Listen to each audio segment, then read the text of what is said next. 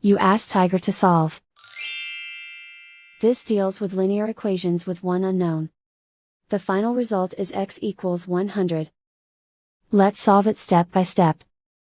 Group all constants on the right side of the equation. Subtract 200 from both sides. Group like terms.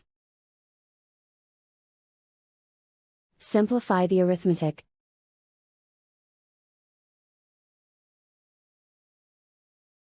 Isolate the x. Divide both sides by -2.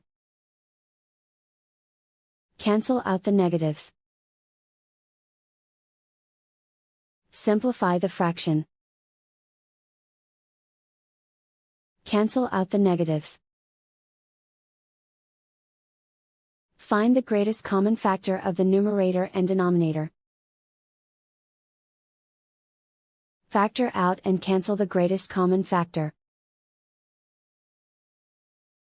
And so the final result is x equals 100.